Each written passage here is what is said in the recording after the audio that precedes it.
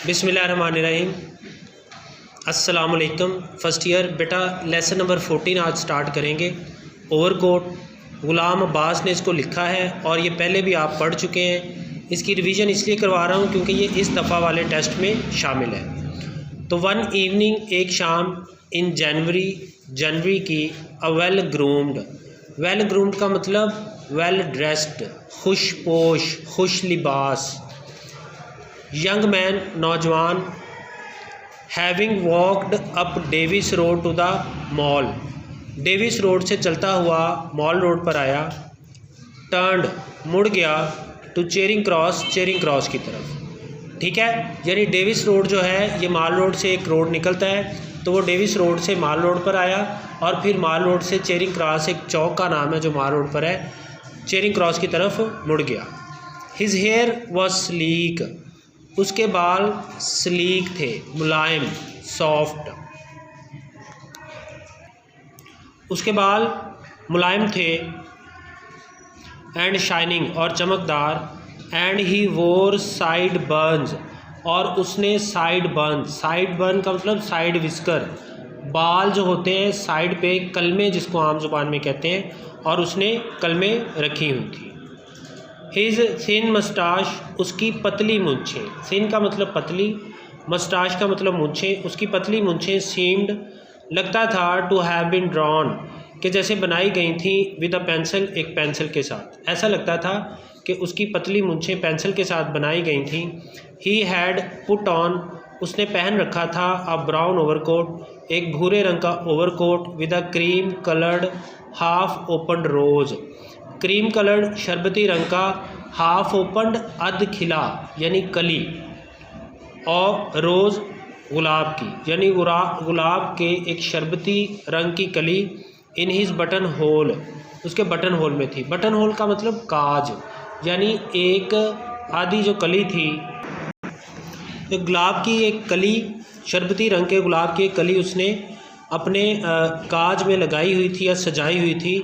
And a green flat hat, और एक सब्ज़ रंग का चपटा हैट, फ्लैट का मतलब चपटा, विच ही वोर, जो कि उसने पहना हुआ था, एट ए रैकिश एंगल, एक रैकिश एंगल में। रैकिश का मतलब तिरछे अंदाज में, यानी स्टाइलिश मैनर में, तिरछे अंदाज में उसने चपटे रंग का एक ग्रीन कलर का हैट पहन रखा था। अ वाइट सफ़ेद सिल्क रेशमी स्काफ गुलूबंद, एक सफ़ेद रेशमी गुलूबंद, वाज नॉटेड, उसने गिरा लगाई हुई थी या लपेटा हुआ था, एट हिज नेक, अपनी गर्दन में, और गर्दन में सफ़ेद रंग का एक रेशमी गुलूबंद लपेटा हुआ था। वन ऑफ हिज हैंड्स, उसके एक हाथ, वन ऑफ हिज हैंड्स, उसके हाथों में से एक हाथ, was slipped into a pocket of his overcoat, उसके ओवरकोट की एक जेब में था। ठीक है, देखें हैंड्स प्लूरल है लेकिन इसके साथ वॉज लगा हुआ है। वॉज सिंगुलर वर्ब क्यों लगा हुआ है? क्योंकि इसके पीछे जो वन है, एक हाथ की बात हो रही है कि उसने अपने हाथों में से एक हाथ ओवरकोट की एक जेब में डाल रखा था, जबकि इन द अदर, दूसरे में, ही हेल्ड, उसने पकड़ रखी थी, अ शॉर्ट, एक छोटी, पॉलिश्ड, चमकदार यानी पॉलिश, चमकदार, केन, छड़ी, एक स्टिक जो आप आमतौर पर देखते हैं पुलिस ऑफिसर्स या आर्मी ऑफिसर्स के पास एक छोटी सी स्टिक होती है, वो उसने पकड़ रखी थी। Which every now and then, जिसको गाहे बगाहे, नाउ एंड देन का मतलब गाहे बगाहे, time to time. He twirled, वो घुमाता था, ट्वर्ल्ड का मतलब घुमाना, स्पिन या टर्न। जॉन्टली, मौज में आकर, मस्ती में आकर। ठीक है, गेली, हैप्पीली, तो गाहे बगाहे, खुशी में या मौज में आकर वो उसको घुमाने लगता। It was a Saturday evening, ये हफ्ते की शाम थी। इन मिड विंटर, मिड का मतलब वस्त, दरमियान, सर्दियों के वस्त में यह हफ्ते की एक शाम थी। द शार्प का मतलब तेज़, आइसी, बर्फीले, गस्ट्स का मतलब झोंके, गेल, GALE, गेल भी झोंके को कहते हैं, तेज़ बर्फीले झोंके, और विंड, हवा के, स्ट्रक, टकराते थे, लाइक स्टील, फौलाद की तरह, लोहे की तरह। यानी अगर शदीद सर्दी हो और हमने कोई जैकेट वगैरह या कोई स्वेटर वगैरह ना पहना हो तो किस तरह से हवा के जो ठंडे झोंके हैं वो हमारे साथ टकराते हैं, यही वो यहाँ पर पिक्चराइजेशन कर रहा है कि हवा के बर्फीले झोंके फौलाद की तरह टकराते थे। बट लेकिन द यंग मैन सीम्ड, नौजवान लग रहा था, to be immune.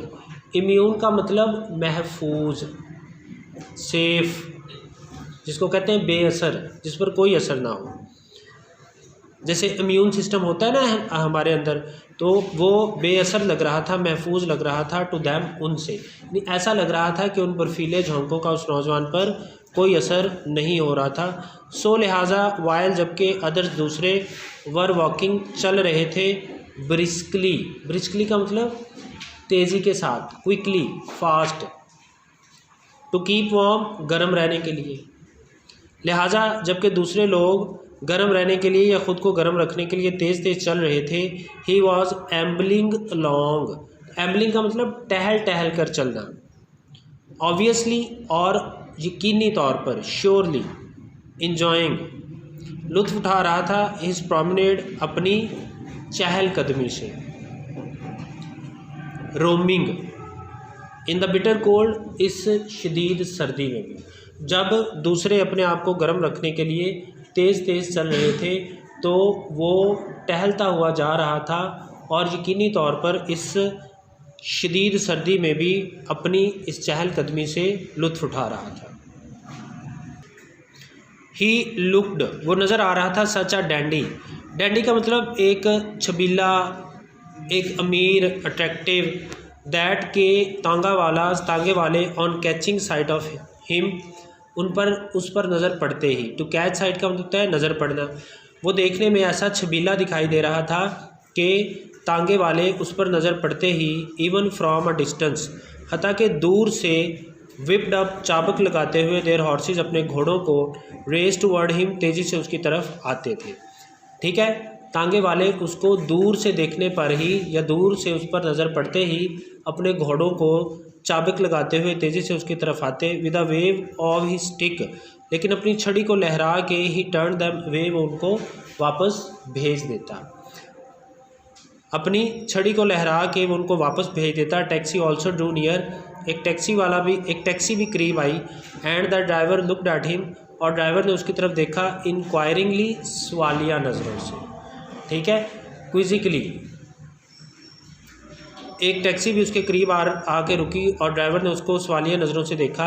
He too was turned off, उसे भी वापस भेज दिया गया, this time with no thank you, इस दफ़ा नहीं आपका शुक्रिया के साथ। यानी नौजवान ने उसको भी वापस भेज दिया, लेकिन उसको छड़ी लहरा कर वापस नहीं भेजा, बल्कि उसको कहा कि नहीं आपका शुक्रिया। एज़ द इवनिंग एडवांस, जैसे जैसे सर्दी आगे बढ़ती गई, the cold became more intense, as the evening advanced, जैसे जैसे शाम आगे बढ़ती गई या शाम गहरी होती गई, द कोल्ड, सर्दी, बिकेम मोर इंटेंस, इंटेंस का मतलब भी बिटर, सर्दी और ज़्यादा शिद्दत इख्तियार करती गई। जैसे जैसे शाम गहरी होती गई, सर्दी और ज़्यादा शिद्दत इख्तियार करती गई।